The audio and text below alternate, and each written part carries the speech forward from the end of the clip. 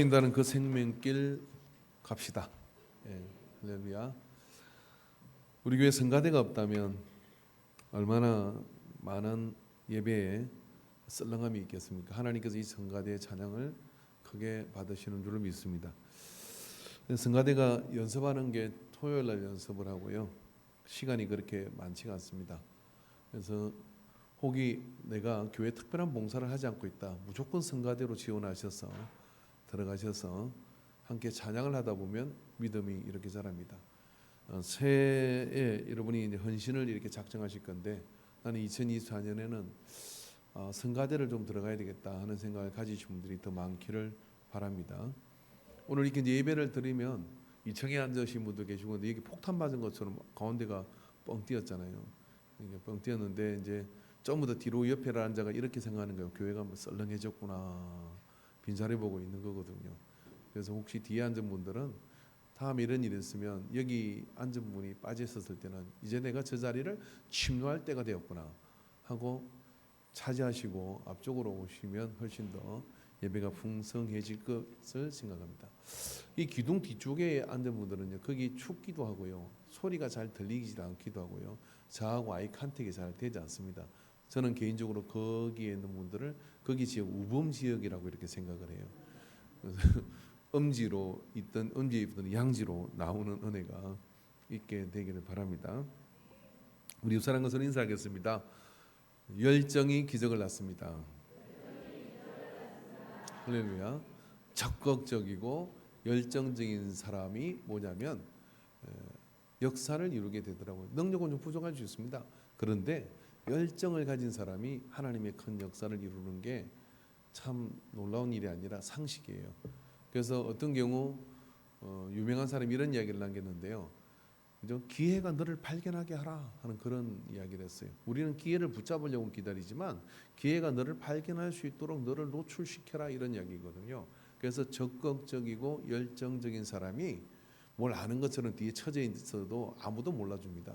그러나 내가 열정적으로 가지고 신앙생활을 해도 열정적으로, 일을 해도 열정적으로, 운동을 해도 열정적으로 막 그렇게 하는 사람은요, 그 속에 하나님께서요 착 발견하고 더 큰 역사들을 이루어 가시는 겁니다.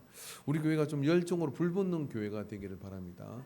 늙어가는 교회가 아니라 열정으로 타오르는 교회가 되기를 주의 이름으로 축원합니다. 할렐루야. 오늘 이제 본문의 말씀은 성탄절을 맞아가지고 우리가 성탄에 대한 그런 이야기들을 좀 하는데, 오늘 이 본문의 말씀을 통해서 여러분의 삶 속에 단어의 새로운 정리가 일어나게 되기를 저는 기대합니다. 자, 오늘 이사야서 7장 14절에 여기 그날에 주께서 이렇게 말씀을 하셨는데, 뭐라고 했냐면은 아이가 태어날 것이고 그 아이는 임마누엘이다라고 그렇게 이야기를 합니다. 처녀가 잉타의 아이를 낳을 것이다, 그 이름은 임마누엘이다라고 이렇게 얘기를 해요.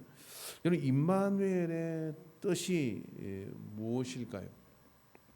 다 아시는 것처럼 하나님께서 우리와 함께 하신다라고 마태복음 1장 23절에 25절에 나옵니다. 하나님께서 보라, 처녀가 잉타의 아들을 낳을 것이며 그 이름을 임마누엘이라 하리라 하셨으니 이를 번역한적 하나님이 우리와 함께 계시다라고 가시다 함이라라고 이렇게 딱 집어넣어 놨어요. 그런데 여기 이제 많은 신학을 공부하는 사람들은 머리에 지가 나기 시작하는 거예요.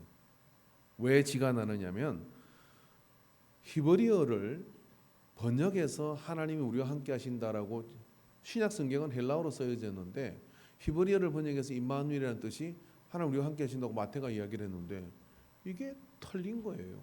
이게 성경이 그럼 오류가 있는 것입니까? 마태가 이렇게 하나님 우리와 함께 하신다라고 해석한 것은 가장 기본적인 히브리어를 알면 이게 틀렸다는 것을 알 수 있습니다. 왜냐하면 이사야 7장 14절에 임마누엘이라는 단어와 똑같은 임마누엘이라는 단어를 썼는데, 이 임마누엘의 원래의 뜻은 뭐냐면 알마, 다시 말해서 알마와 루마라고 하는, 즉 알마라는 뜻은 어떤 뜻이냐면 어머니라는 뜻이고, 그리고 루마라고 하는 것은 뭐냐면 여기에 숨기다 하는 그런 뜻을 가지고 있는, 숨다 하는 뜻을 가지고 있는 두 단어의 조합이 뭐냐면 임마누엘이에요. 그러니까 어머니에게 순따라고 하는 그런 뜻을 가지고 있는 게 임마누엘이라는 단어의 바른 번역입니다. 왜 그럼 이렇게 됐을까 하는 부분이 이제 계속해서 논쟁이 되는 이유가 여기에 있는 거죠. 그런 논쟁이 되는 것이죠. 아마 마태는 구약에 언급된 임마누엘이 바로 이 예수 그리스도의 탄생에다가 넣어서 이분이 그분이다라고 얘기할 겁니다. 그러나 구약을 연구하는 사람들은 임마누엘이라는 이 왕이 누구라고 이야기를 하는 것이냐면요, 히스기야다라고 이야기를 하는 거예요. 히스기야다. 왜 그러냐면은 여기 14절을 읽고 난 다음에 15절을 보면 그가 악을 버리며 선을 택할 줄 알 때가 되면 엉긴 젖과 꿀을 먹을 것이라 라고 얘기했어요. 악을 버리며 선을 택할 줄 아는 것이라고 하는 것은 히브리 사람들은 다 알아요. 뭘 아느냐면요, 아이가 3세가 되면 이제 해초리를 들어서 훈육할 수 있는 나이다라고 보는 거예요. 3세 이전까지는 뭐가 뭐 하는지를 모른다는 거예요. 그래서 3세가 넘어가면 옳은 것, 바른, 틀린 것, 그리고 위험한 것, 안전한 것을 가르쳐야 될 부모의 책임이 있어요. 그래서 그걸 분별할 수 있다라고 보는 것이 3세. 그러니까 3년이 지난다는 이야기죠. 그리고 난 다음에 무슨 이야기를 하는 것이냐면은 엉긴 젖을 먹는다는 것은요, 우유가 넘쳐가지고 처치가 안 돼. 그래서 그걸 치즈로 만들어서 먹는다니까 풍요한 때가 올 것이다라고 그렇게 이야기를 하는 것이 이 은유적 표현이에요. 그렇다고 할 때 가장 유력한 사람이 누구냐면 히스기야 왕이 이 임마누엘 태어날 아이의 왕에 해당되는 겁니다. 그렇게 이야기를 할 수 있는 거죠, 구약 성경의 사람들은. 근데 마태가 하나님께서 감동을 주셔서 그 아이의 이름을 임마누엘이라 하라라고 이렇게 이야기를 하고 해석을 안 붙였으면 좋은데 그 예고되는 왕이 바로 예수님이구나라고 그렇게 얘기하면 되는데 그 해석을 붙이기를 뭐냐면 하나님께서 함께 하신다라고 하는 번역을 거기다가 마태가 붙였다 이런 이야기예요. 자, 그럼 마태는 왜 이렇게 어처구니 없는 번역을 한 것입니까? 그것 때문에 신학자들은 끊임없이 여러 가설을 세우고 이야기들을 합니다. 아마 마태가 이야기를 할 때 이 임마누엘 왕이 태어난다고 하는 것은 히스기야로 꼭 볼 수 없는, 히스기야이긴 하지만 히스기야로 꼭 볼 수 없는 어떤 그런 복선이 여기에 있다라고 생각을 하는 겁니다. 왜냐하면 이사야 11장 1절에서 9절에 보면 이사야 7장에서 이 왕을 얘기했고 11장에서 이야기하기를 이새의 줄기에서 한 싹이 나며 그 뿌리에서 한 가지가 나서 결실할 것이요 그의 위에 여호와의 영 곧 지혜와 총명의 영이요 무락과 재능의 영이요 지식과 여호와를 경외하는 영이 강림하리니라고 쭉 말씀을 읽어나가다가 그때 6절에 보니까 이리가 어린 양과 함께 살며 표범이 어린 염소와 함께 누우며 송아지와 어린 사자와 살찐 짐승이 함께 있어 어린 아이에게 끌리며 암소와 곰이 함께 먹으며 그것들이 새끼와 함께 엎드려 사자가 소처럼 풀을 먹을 것이며라고 쭉 이야기는 이게 어디냐 에덴의 이야기거든요. 그러니까 임마누엘이라는 왕이 왔을 때 그를 통해 일어날 세상은 이런 세상이다라고 이야기합니다. 거기는 어디냐면 에덴을 이야기하고 있는 겁니다. 그렇다고 본다 그러면은 히스기야가 과연 여기에 해당되는 사람인가 할 때 거기에는 미치지 못한다는 생각을 할 수 있는 것이죠. 자, 여러분 성경은 이런 기법을 쓰고 있습니다. 우리가 에덴 동산에서 하나님께서요 아담과 하와가 범죄해서 쫓겨날 때 어떻게 합니까? 가죽옷을 지어 입혔다 그러죠. 가죽옷을 지어 입히는 의미가 어떤 것입니까? 우리가 범죄했을 때 하나님께서는 당신이 세상 죄를 지고 하는 하나님의 어린 양이 희생되어질 것을 예고하는 것이 뭐냐면 가죽옷을 지어 입힌 사건이에요. 그럼 실제로 하나님께서는 어떻습니까? 양을 잡아서 가죽옷을 지어 입힌 행위를 하신 거예요. 그래서 그 행위가 있었다 그러면 그 행위는 어떤 미래적 예표가 되는 것이냐면은 메시아가 오셔서 세상 죄를 지고 한 어린 양이 되셔서 십자가에서 희생당하실 것을 예표한 그런 예표들이 구약에 실제 있었던 사건 속에 그 사건들이 있었고 그 중에 하나가 뭐냐면 히스기야의 이 임마누엘의 예언입니다. 그리고 그런 사건들이 있었고 그 사건들은 이제 실체, 그건 그림자이고 실체가 드러나는 것이 뭐냐면 메시아가 우리에게 오셨는데 그 이름을 임마누엘이라 하라 하는 이야기는 그 예고되어 있는 그 이야기가 바로 이런 이야기다. 이런 이야기입니다. 그까지는 여러분 이해가 되고 또 그런 어떤 성경을 좀 본 분들에게는 상식적인 그런 이해입니다. 그런데 왜 마태는 이게 어머니가 숨기다라고 하는 그 본래적 의미에서 훨씬 벗어나 이렇게 이야기한 것일까요? 여러분 우리가 번역을 할 때요, 직역이 있고 어역이 있습니다. 직역은 뭐냐면 단어 그대로를 번역하는 겁니다. 어역은 뭐냐면 이게 지금의 이 정서 속에서 이러한 의미를 가졌다라고 해서 그것을 이해하기 쉽게 그걸 이렇게 번역한 것을 어역이라 그렇게 얘기합니다. 예를 들면 경상도 사람과 충청도 분이 굉장히 다른 어떤 게 있어요.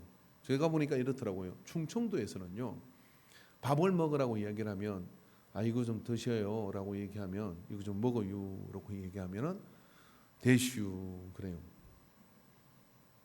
그죠? 그 다음에 좀 이따가 좀 드셔요 그러면은 괜찮다니까요 그래요. 그리고 두 번 하고 혼자 먹어. 저 양반 못 쓸 사람이구만. 그죠? 진짜 먹으라 했으면 세 번은 꺼냈을 거래. 세 번은 거절을 해야 된대요. 경상도 사람은 어떠냐면 이거 좀 먹어 이렇게 얘기했는데 안 먹어 그러잖아요.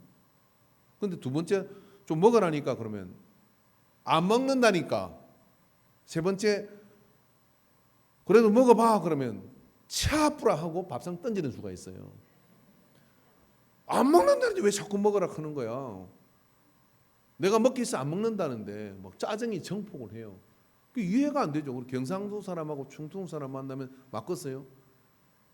좀 어려워요. 문화가 이 단어 쓰는 게 달라요. 우리는 세 번 꺼내는 거 불가능한 일입니다. 한 번 꺼내가 안 먹으면 그냥 안 먹는 값다 배부른 값다 하고 빨아라 그러고 먹어요. 충청도 그러면 쌍놈이야. 세상에 그러면 안 돼. 그래서 제가 그걸 극복하는데 한 20년 걸렸어요.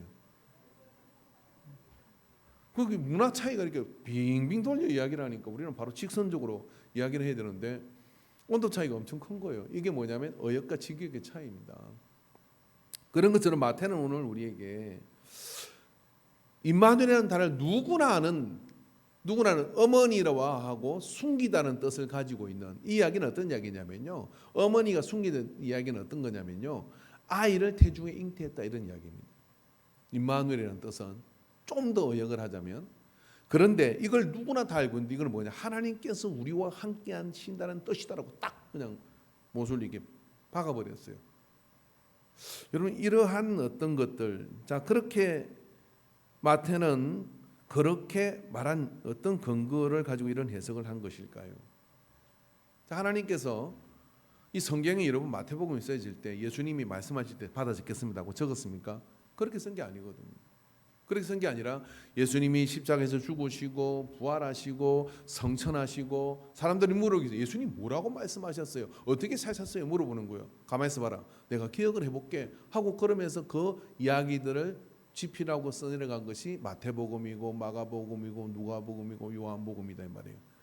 그래서 요한복음은 제일 뒤에 마태, 마가, 누가복음을 편집해가지고 그 중에 모든 걸 좀 더 정확하게 기록하려고 했던 것이 이 요한복음이다 이런 이야기입니다. 자 그런데 말입니다. 그렇게 쓸 때 말입니다. 마태는 자기 삶 속에서 임마누엘이라는 이름으로 오신 예수님의 삶을 그래서 우리에게 오셔가지고 하나님이 왜 우리에게 오시고 어떻게 하려고 하는 것이냐라고 할 때 이 임마누엘이라는 이 단어의 의미와 해석을 어역을 할 수 있는 한 문장이 자기에 온 겁니다. 그게 뭐냐면 하나님께서 우리와 함께 하심이다라고 하는 거예요. 이런 선포가 있으기 이르는 거예요. 좀 어려운 개념 하나 가르쳐 드릴게요. 성경을 보시면서 계시의 역사라고 하는 단어를 여러분이 생소하게 처음 듣는 분도 계실 겁니다. 그러나 신학자들에게는 이 계시의 역사라고 하는 단어는 굉장히 아주 함축적인 그런 어떤 해석의 한 부분입니다. 계시의 역사다라는 이야기는 이런 이야기입니다. 여러분 고린도전서 10장 1절에서 2절의 말씀 한번 볼까요? 거기에 말씀은 형제들아 나는 너희가 알지 못하기를 원하지 아니하노니 우리 조상들이 다 구름 아래에 있고 바다 가운데 지나며 모세에게 속하여 다 구름과 바다에서 세례를 받고라고 얘기를 합니다. 여러분 세례는요 구약 시대에 없었어요. 그리고 세례는 도대체 이게 어디서 왔는지 중간사 가운데 어떻게 생긴 건데 신약에 갑자기 세례요한의 세례를 베푸는 사건으로부터 세례가 출발되게 돼요. 그런데 모세는 지금 바울은 어떤 이야기를 하는 거냐면 구약의 출애굽 그때 홍해를 지나면서 구름 아래서 우리 조상들이 다 세례를 받고 지나갔다라고 이 고린도전서에서 선포를 해버린 거예요. 그러면 유대인들이 이렇게 얘기해요. 언제 모세가 거기서 세례를 받았냐라고 이야기를 하는 것이죠. 그런데 이게 말이 되는 이유가 어떤 것이냐면 구약에 있었던 그 행위를 바울은 지금 재해석을 해서 그것이 바로 세례의 근거다라고 선포를 하는 거죠. 그게 뭐예요? 성경은 66권으로 되어 있는데 신약과 구약이 바로 특별 계시로 우리에게 주어진 겁니다. 이것이 성령의 불꽃 같은 눈동자로 되어진 책이기 때문에 여기에서 그렇게 바울이 성령의 감동으로 선포한 것은 새로운 계시의 역사가 되어서 그것이 재해석되어져서 그것으로서의 해석의 권위와 능력과 위치를 가지게 되어버리는 거예요. 여기까지 이해가 됐으면 신학 4학년을 졸업하신 거예요. 이게 이해가 되시죠? 그런 것들이 이것만 있는 게 아니라 성경 곳곳에 있습니다. 할례의 문제라든지 그런 부분들로 재해석되어지게 되는 겁니다. 자, 그런 차원에서 마태는 오늘 임마누엘의 뜻은 엄마와 그리고 숨기다는 뜻이 합쳐져 있는 단어인 걸 알아요. 그렇지만 그 의미는 어떤 것이냐면 예수님과 함께 공생애를 보내며 함께 살았던 이 마태는 말입니다. 예수 그리스도의 삶 속에서 그가 그토록 강조하고 그가 그토록 선포했던 것이 바로 하나님께서 우리와 함께 하시려고 하는, 즉 다시 말해서 가장 사람이 또 다른 사람과 가장 함께 할 수 있는 시간이 어떤 시간입니까? 여인이 태중에 아이를 품고 있을 때예요. 심장 소리를 듣죠. 발길질하는 것도 느끼죠. 그리고 내가 평상시에는 이거 막 떡볶이 좋아했는데 떡볶이 냄새 맡으면 구역질이 나려고 그러고요. 한 번도 먹어보지 않은 홍어가 땡겨. 홍어가 이게 무슨 좋아하는지를 모르겠어. 왜냐하면 내 안에 또 다른 인격과 또 다른 생명체가 있어서 막 같이 교감을 하는 겁니다. 그런 시간이 어떤 시간이 여인이 아이를 태중에 숨긴 시간이에요. 모르죠. 배가 부르기 전까지는.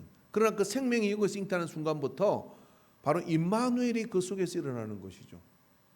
자, 여러분, 저희가 조금 지루할 수도 있겠지만은 마태는 예수님과 공생애를 보낸 걸 쭉 지내는 동안 어떤 생각을 했냐면, 이거는 하나님께서 우리 죄 많은 인간과 함께 하시려고 하셔서 임마누엘이라는 이름을 주셨구나.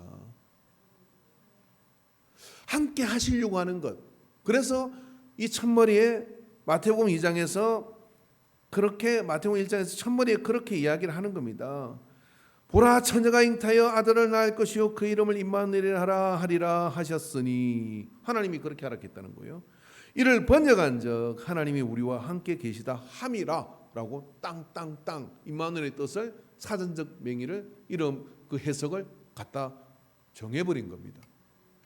그러면 그때부터 임마누엘은 하나님 우리와 함께 하시리라는 의미로 알고 있는 것이죠. 아마 이 시간에 지금 예배 시간이지 올해 예수 믿는 분 가운데도 임마누엘의 원래 히브리적 뜻이 무엇인지 모르고 온 분도 계실 거예요. 모를 만해요. 몰라도 괜찮아요. 왜 그러냐면은 그게 신약적 해석이기 때문에, 마태의 해석이기 때문에 우리는 그걸, 우리가 히브리인도 아니고 우리는 그걸 받아들이고 믿는 거죠. 왜 그렇게 마태는 그렇게 했을까? 그의 생애 동안에, 그리고 이런 문제들은 신학자들이 다툴 일이겠지만은 마태가 그렇게 느끼고 해석한 것은 굉장히 성령의 감동으로 직관적으로 그 임마누엘의 의미를 우리에게 새롭게 보여준 거예요. 하나님께서 우리와 함께 하신 임마누엘 의미, 다시 말해 하나님은 임마누엘이시고자 하셔서 우리에게 오게 된 것이죠. 여러분, 예수님께서는 오셔서 예루살렘을 보고 이렇게 단식을 합니다. 23장 37절에서 39절의 말씀, 눈꺼풀이 좀 내려오는 분이 계셔서 한번 읽어야 될 것 같아요. 같이 한번 읽읍시다. 시작. 큰 목소리 읽읍시다. 예루살렘아 예루살렘아, 선지자들을 죽이고 내게 파송된 자들을 돌로 치는 자여, 암탉이 그 새끼를 날개 아래 모음과 같이 내가 내 자녀를 모으려 한 일이 몇 번이더냐. 그러나 너희가 원하지 아니하였도다. 아멘. 끝까지만 읽읍시다. 시간도 없는데.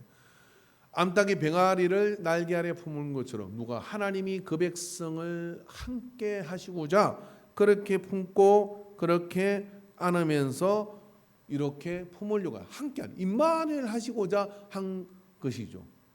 예수님께서 이 땅에 오셨어요. 이 백성들을 보고 이런 탄식을 한 겁니다. 그리고 마태복음 28장 20절 볼까요? 이 말씀에 보면 다시 읽읍시다. 시작. 내가 너에게 분부한 모든 것을 가르쳐 지키게 하라.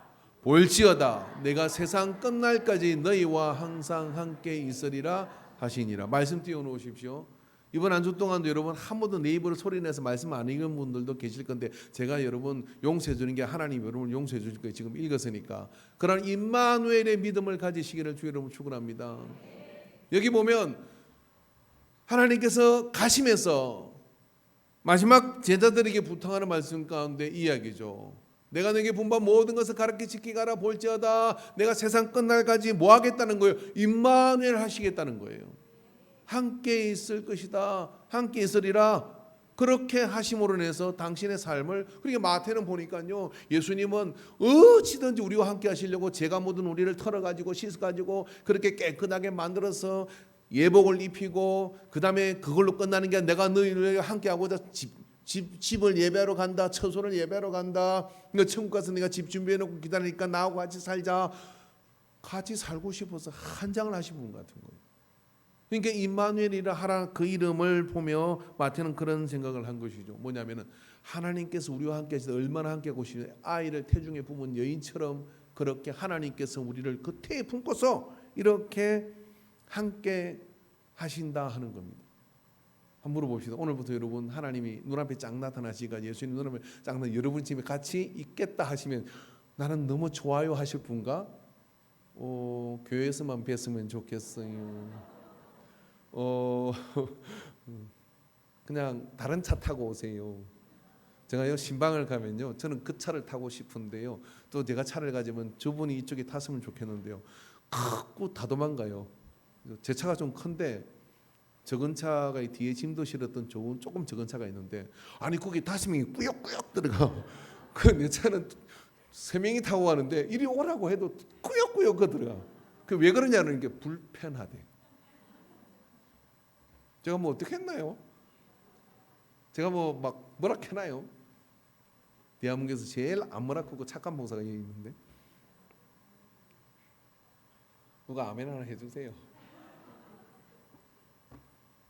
근데 만약 하나님께서 여러분 눈앞에 쫙 나타나셔가지고 예수님이 딱 나타나셔가지고 아무개 근사에 오늘부터 너희 집에 가서 있을래? 그리고 안방 들어가 안방 들어오고 이제 밥 먹을 때 같이 앉아 있고 그리고 뭐 화장실 갈 때도 따라가고 뭐 대충 난감하겠죠. 난감하겠죠. 근데 그랬으면 좋겠어요 하는 분이 있어요. 누구냐면요. 집에 가봐야 막 집은 뭐 보잘것 없고 뭐하고 근데 아이고 그 동네에 그냥 하나님께서 그 김씨네 집으로 갔디야. 그 김씨 집 아무것도 없잖아. 움막이잖아. 그러면 하나님이 예수님이 김씨네 집에 가면 집을 고쳐 주시겠어요? 안 고쳐 주시겠어요? 그리고 고쳐지 일하고 어떻게 사냐? 집 고치자. 일하고 어떻게 사냐? 야 양식 좋아하지 않는구나. 이러고 어떻게 사냐? 와이프도 바꾸고 이거 좋아하는구나. 다 고쳐주시겠죠. 그죠? 자, 임마누엘 하나님께서 우리와 함께 하시는 임마누엘의 의미를 자세히 알면요. 어떤 일이 우리 속에 있느냐면 온전한 누구도 어떻게 할 수 없는 강력한 보호가 임마누엘 안에 있는 겁니다. 자, 말씀 볼까요? 마태복음 14장 27절 28절의 말씀을 보겠습니다. 자, 같이 한번 읽어봅시다. 시작. 예수께서 적시 이르시되 안심하라 내니 두려워하지 말라. 베드로가 대답하여 이르되 주여 만일 주시거든 나를 명하사 물 위로 오라 하소서 하니라 그랬어요. 밤에 풍랑이 일어났어요. 예수님께서 먼저 건너편으로 가이사라 했는데 그 당시 갈릴리 호수에 고기를 잡는 배는요 그냥 요트처럼 이렇게 생겼어요. 카누처럼 생긴 거예요. 그렇게 크지가 않아요. 이 제자들 12명 타는데 그 실제 그 모양을 박물관에 보면 볼 수 있거든요. 근데 이게 갈릴리가 돌풍이 불면 파도가 3m에서 5m, 강한 경우는 7m까지 파도가 치는데 호수가 파도 친다는 게 이해가 되지 않잖아요. 근데 이게 갈릴리 호수가 굉장히 낮거든요. 낮은데 위에서 바람이 이렇게 불면 밤에 파도가 치면요 겁나게. 그래서 그 정거를 찾으려고 어떤 사람이 갈릴리 호수 가서 1년을 있었어. 근데 가지고 파도 치는 사진을 찍었더라고. 저도 믿기지 않았는데 그 사진 보고 믿기로 했어요. 파도가 진짜로 쳐요. 근데 그 배가 요동을 치니까 칠흑 같은 어둠 속에서 뭐 덩불이 있습니까? 뭐가 있습니까? 빠지면 죽는 거지. 어디로 휩쓸려갈지도 모르고 아무리 수영을 잘해도 소용이 없는 거예요. 여기서는요. 그런 상황인데 말입니다. 풍랑이 일어나가지고 우리가 죽게 되었나이다 하고 그렇게 했는데 저기서 누가 그 풍랑이를 걸어오는 거예요. 밤에 그렇게 누가 걸어오면 광채가나면서 걸어오는데 겁나 안 나? 겁나죠. 겁나는데 유령인가 하고 두려워하니까 예수님께서 이렇게 나니 두려워하지 말라. 나니 두려워하지 말라. 에고 에이미 나니 두려워하지 말라 이렇게 얘기를 합니다. 그럼 단순히 예수님이 자기의 신분을 밝힌 걸까요? 자 여러분 여기 지금 뭔가 밖에서 구공캉캉 엄청난 일이 일어나고 있어요. 그런데 누가 이렇게 얘기합니다. 걱정하지 마 내가 있잖아 이렇게 이야기를 하면 그 사람은 어떤 사람이어야 되느냐면요 그 소리 나는 것을 말 한마디로 잠재울 수가 있고 그리고 이 모든 것을 통제할 수 있는 사람만이 내가 있으니까 두려워하지 마 이렇게 말할 수 있는 거예요. 이순신 장군이 귀양 갔다가 돌아와 가지고 장계를 올립니다. 왕에게. 이제 적들이 쳐들어오는데 배가 12척밖에 남지를 않았어요. 판옥선 12척밖에 남지 않았습니다. 그런 가운데 장계를 올리는데 이렇게 올려요. 왕이시여 내용은 이런 겁니다. 안심하십시오. 신에게는 아직도 12척의 배가 있습니다. 왜군의 배는 240척이에요. 12척대 240척 게임 안 돼요. 그런데 이렇게 얘기합니다. 조선 수군에는 나 이순신이 있습니다. 이렇게 쓴 거예요. 왜? 이순신이 돌아왔다는 이야기가 왜군들에게는 치떨리게 두려운 거예요. 많이 깨져봤거든요. 쳐본 적이 없거든요. 이순신은. 신의 조선 수군에는 나 이순신이 있습니다. 이렇게 말할 와 멋지지 않아요? 이게 내가 이 바다의 주인이야. 내가 이 바다를 장악하고 있어. 내가 이 바다를 통하여 240척의 배를 한 놈도 살려보낼 생각이 없어. 이렇게 얘기하는 거예요. 이순신은 그런 능력이 있었습니까? 이순신보다 훨씬 큰 능력을 가지면 누구예요? 주님이잖아요. 우리는 풍랑 때문에 인류는 여러 가지 많은 그런 위기 속에서 빠져들어가고 있는데 거기에 난이 두려워하지 말라라고 말하시는 분은 누구냐면 당신이 누군데요? 난이 두려워하지 말라라고 얘기할 수 있는 분은 그런 힘과 능력을 가지고 있는 사람이에요.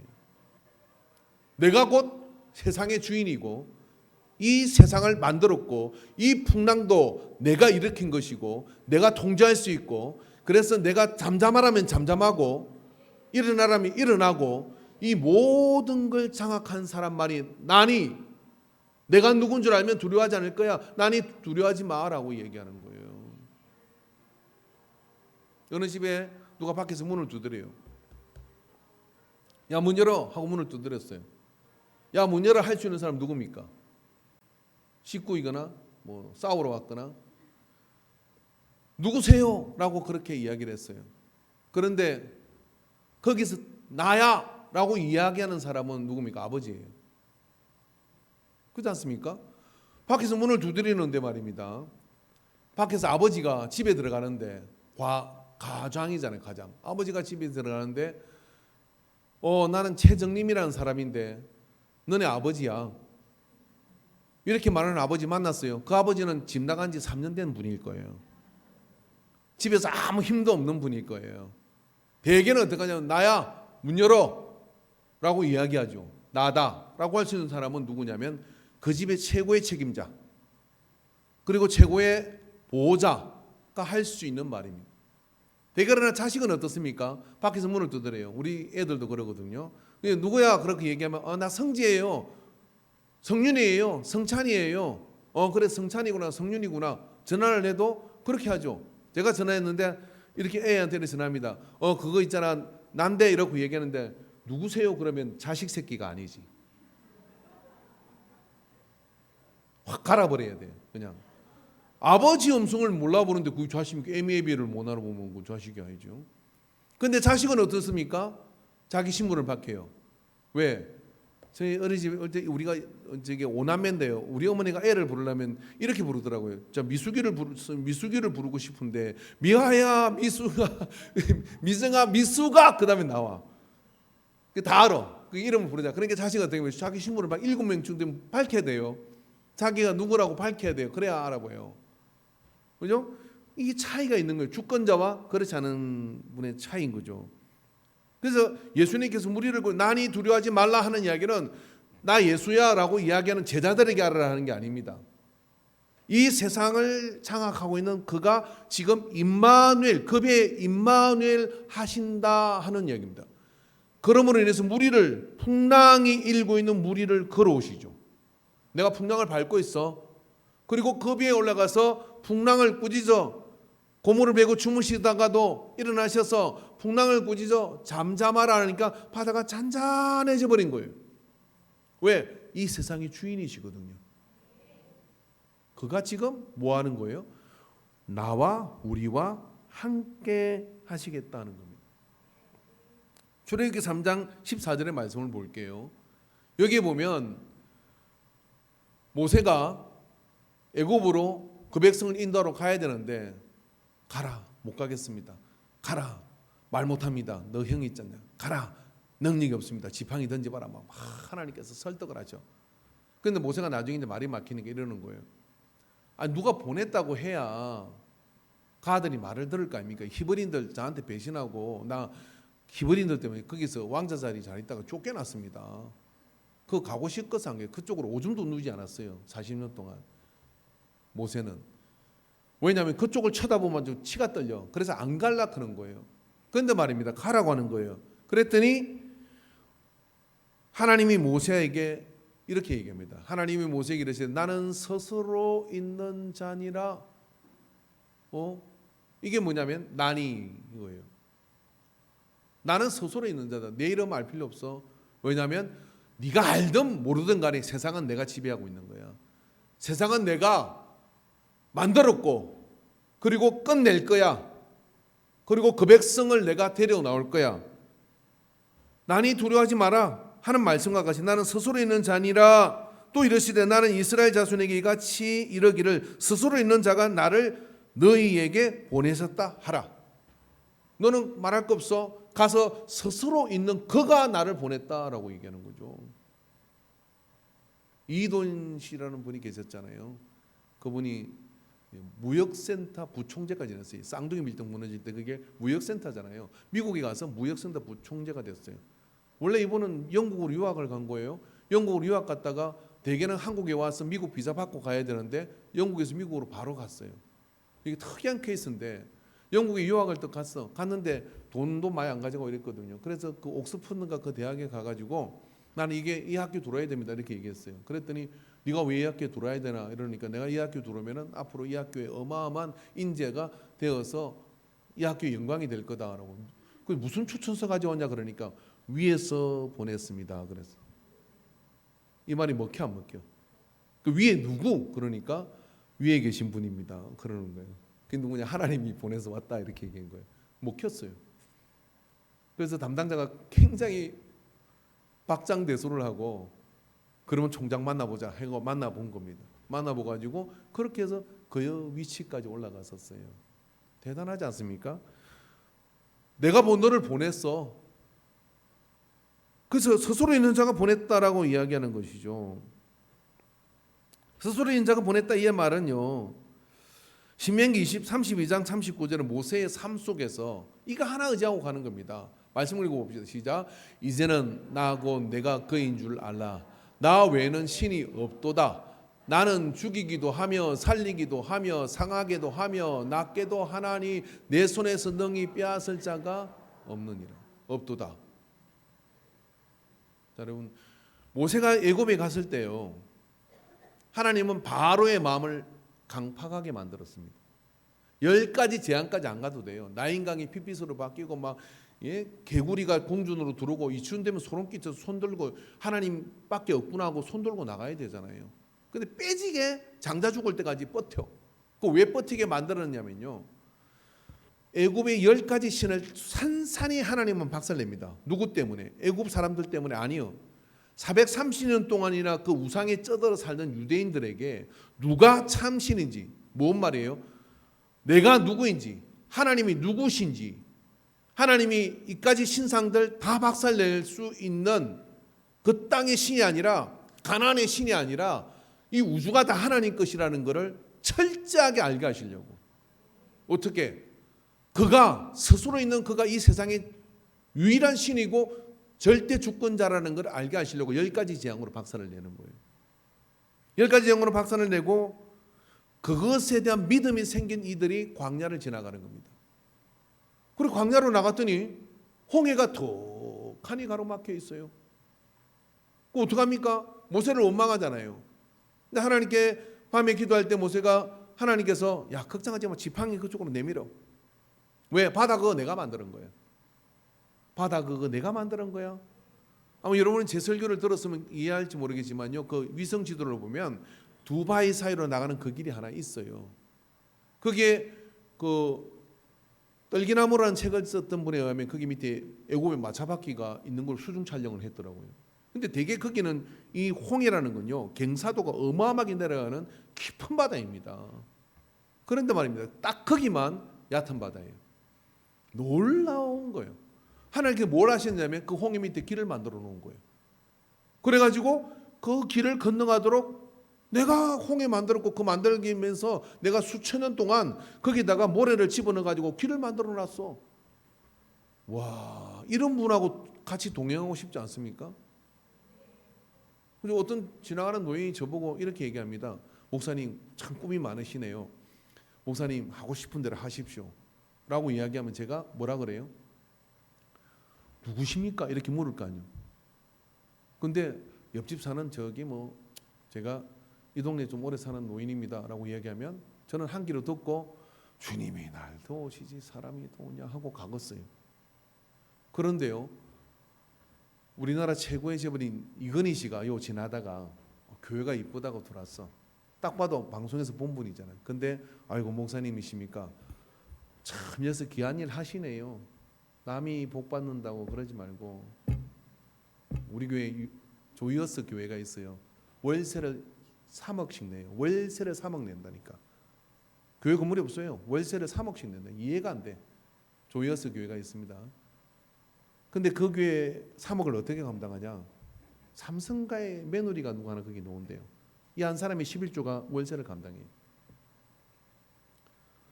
제발 옆 사람한테 남 복 받는 것도 아멘 좀 해라. 월세를 3억 낸다니까. 우리는 지금 5억도 안 되는 이자 가지고 저기 뭡니까? 교회 그 빚 가지고 말입니다. 우리는 이자를 그렇게 매달마다 막 엄청신이 되고 있잖아요. 이걸 못 갚아가 일하고 있잖아요. 월세 3억 낸다니까요.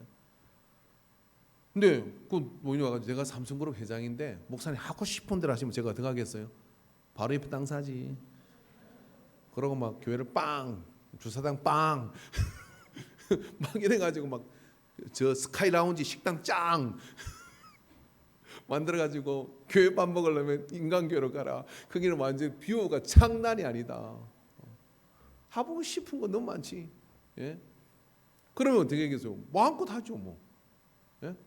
그러고 뭐 걱정하지 마십시오. 뭐 돈은 막 그냥 다른 거예요. 누가 그렇게 하느냐에 따라서 다른 거예요.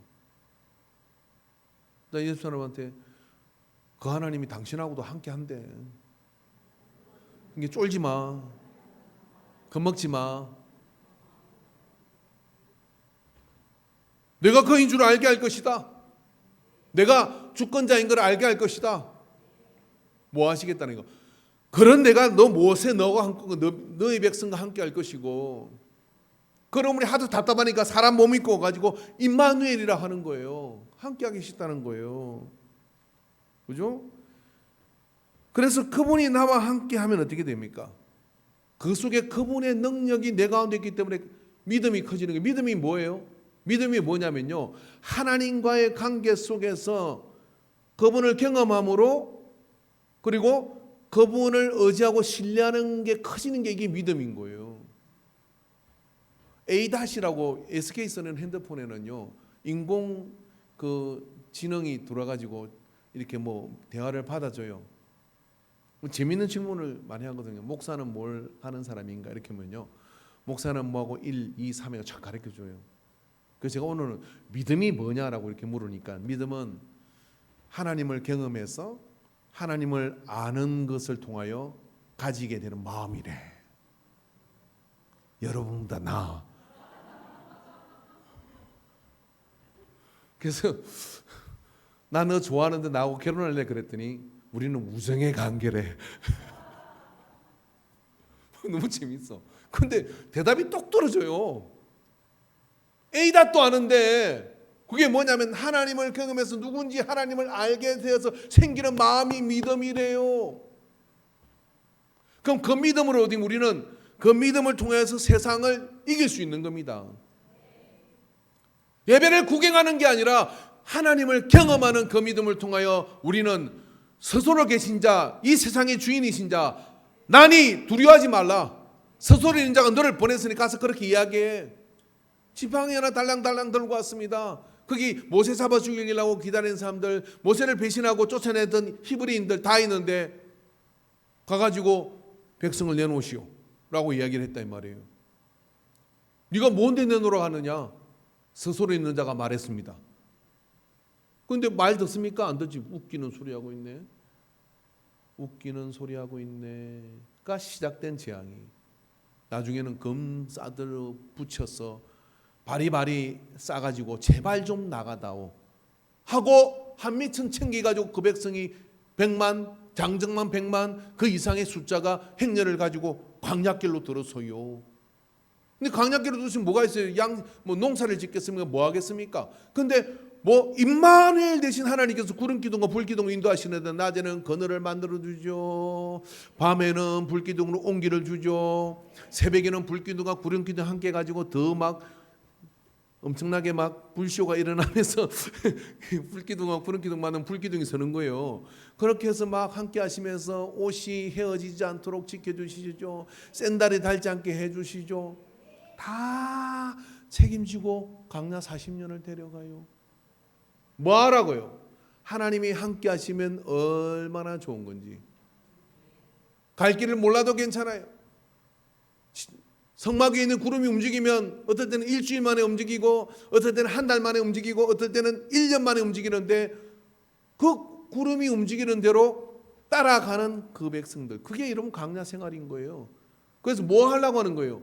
스스로 계신 분이 누구신지 철저하게 알게 하도록, 깨닫게 하도록 그 역사를 만들어 주시는 거죠. 예수님께서는요, 함께 하심의 임마누엘의 은혜를 이루시기 위해서, 그리고 그 임마누엘의 은혜가 딱 집약되고 모이도록 하는 것을 하나 정했습니다. 그게 뭐냐면 마태복음 18장 15절에서 20절 말씀 보겠습니다. 내 형제가 죄를 범하거든 가서 너와 그 사람과 한만 상대하여 권고하라. 만일 들으면 내가 내 형제를 얻을 것이요, 만일 듣지 않거든 한두 사람을 데리고 가서 두세 정인의 입으로 말마다 학정하게 하라.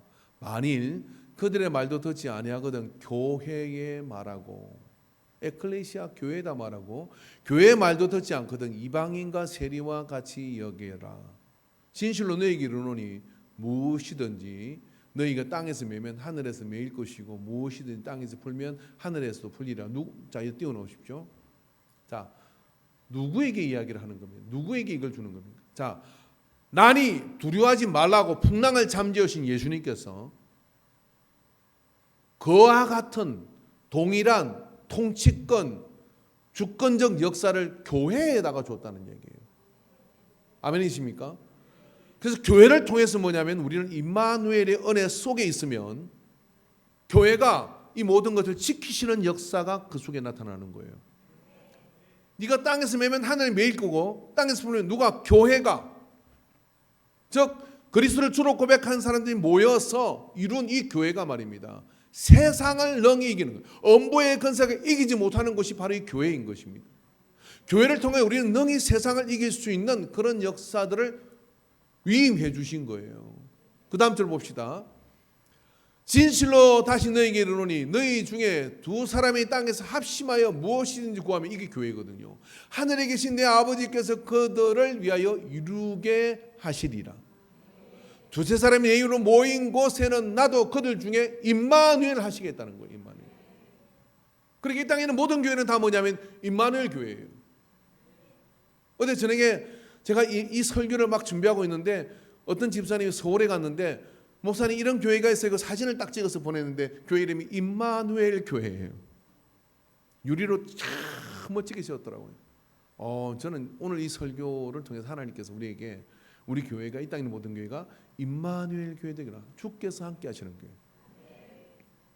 여러분 우리가 예배를 드리는데 하나님 임재가 없고 주께서 함께 하심이 없고 그러면 그게 예배이고 교회일 수 있겠습니까? 안 되거든요. 오늘 예배를 드리면서 졸다 가는 사람도 있을 것이고요. 딴 생각하다 가는 사람도 있을 것이고 먼 설교가 전에 길 하면서 주보에다가 뭐 서울, 대전, 대구, 부산 찍고 막 그렇게 10분, 20분, 30분, 40분 이제 여기서 올라가야 되는데 KTX를 탈라나? KTX 바로 끝나는 거고 다시 올라오면서 저쪽 동해안 쪽으로 경주, 포항, 경주 이렇게 해서 막 돌리면 이게 또 멀어지는 거예요. 그런 생각이 있는 사람이 있을 겁니다. 상관없습니다. 여러분이 인정하든 안 하든 뭐냐면 하나님은 이 모든 세상의 주권자랑을 인정할 때 예배자예요. 그리고 인정할 때 무슨 일이 일어납니까? 그분이 이와 같은 능력으로 임마누엘의 능력으로 다스리시죠. 여러분 임마누엘 하는 예수님이 함께하는 모세와 하나님이 함께하는 그곳에 가로마가 10가지 재앙으로 끝나는 거예요. 가로마가 풍랑을 잠재워 버리는 겁니다. 그러므로 여러분 임마누엘이 가장 좋은 거예요.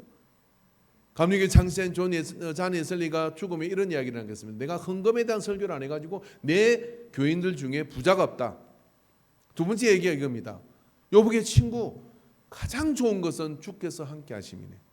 오늘 여러분 신앙생활 성경 많이 알고 이런 분 이거 한 가지만 기억합시오. 주와 함께라면. 그래서 예수 믿는 사람은 주와 함께 라면을 먹어야 돼요. 주와 함께 라면 왜 이게 안 만들어지는지 모르겠어요. 주와 함께 라면 뭐예요? 가난해도 좋아. 왜 가난해져요? 가난하면 믿음 깨닫고 연단 받아가지고 깨끗한 부자가 될 거니까.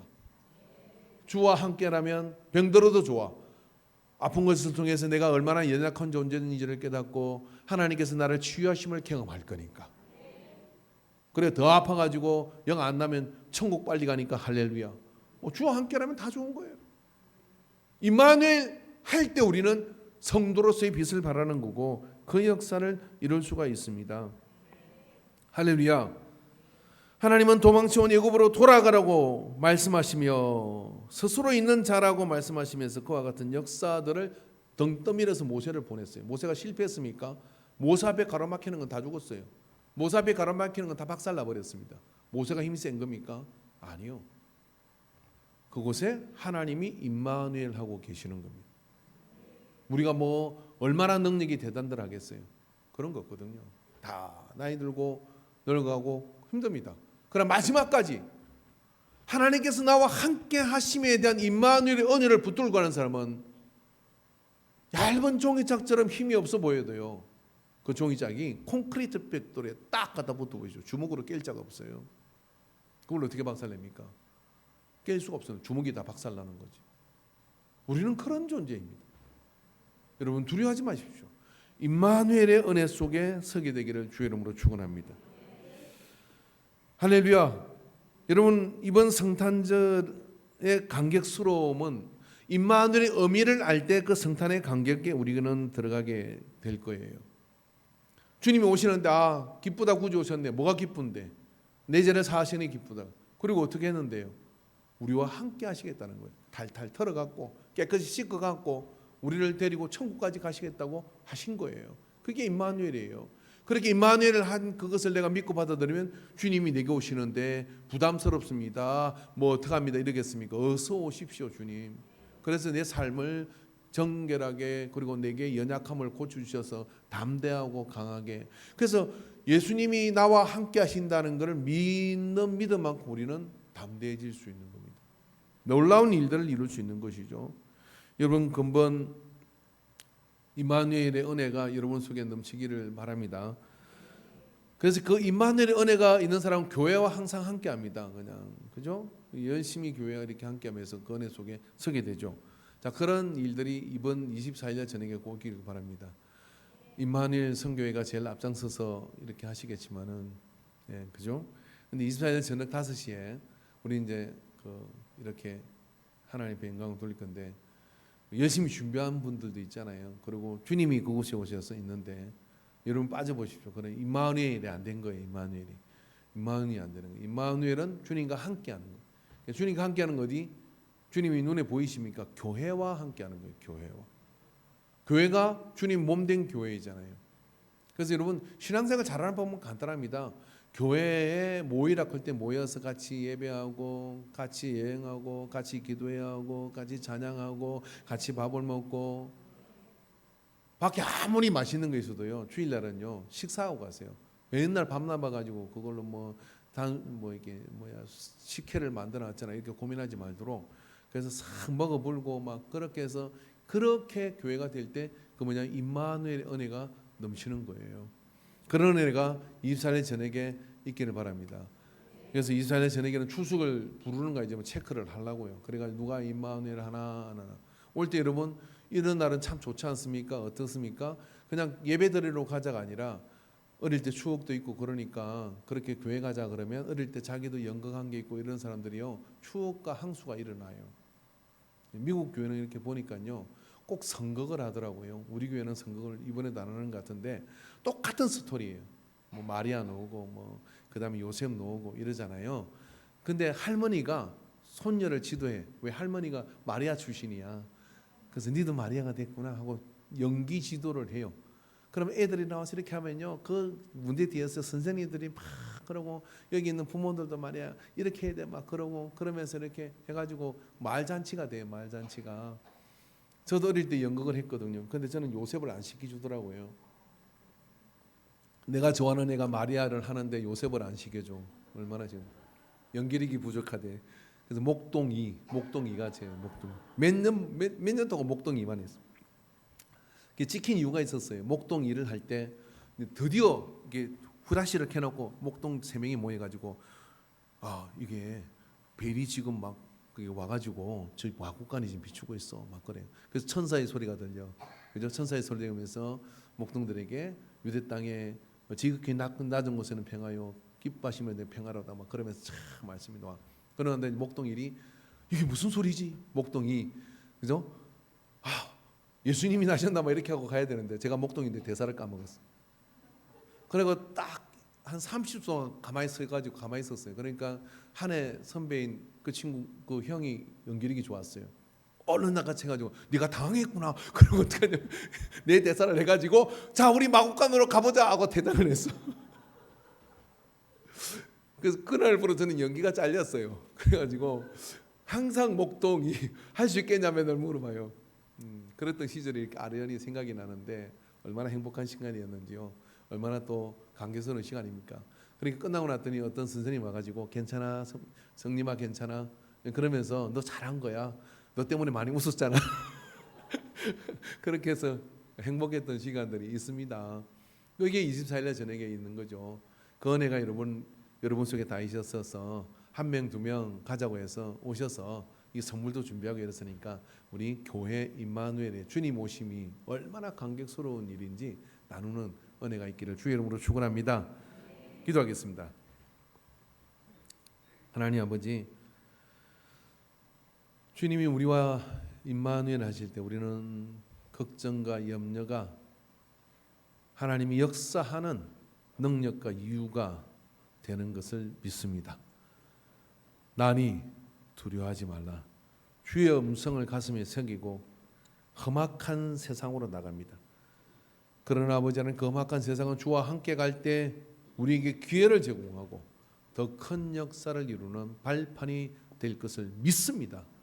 주님, 그 역사를 이루어 나가는 승리하는 믿음의 사람, 축복자 되게 하여 주시옵소서.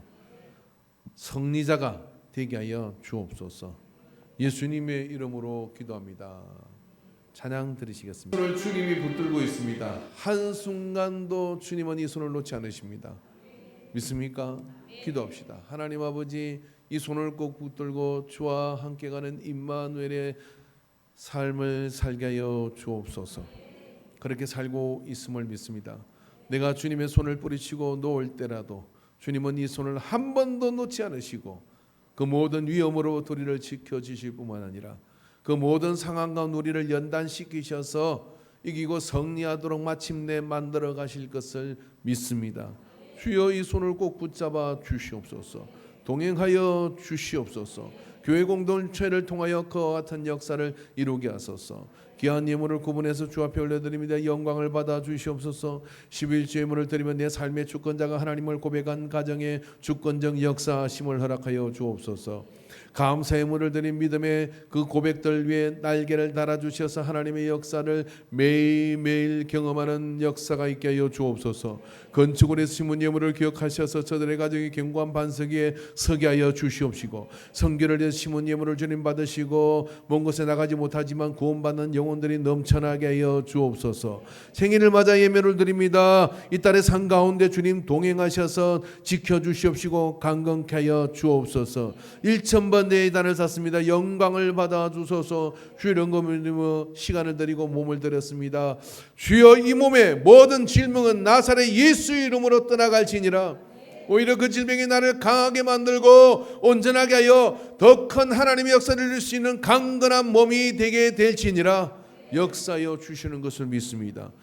오늘 주 앞에 결단하며 이 마음을 가지고 나가는 모든 예배자들이 임마누엘의 은혜가 한 주 내내 우리의 살아가는 날 동안에 지속적 역사심을 누리게 하소서.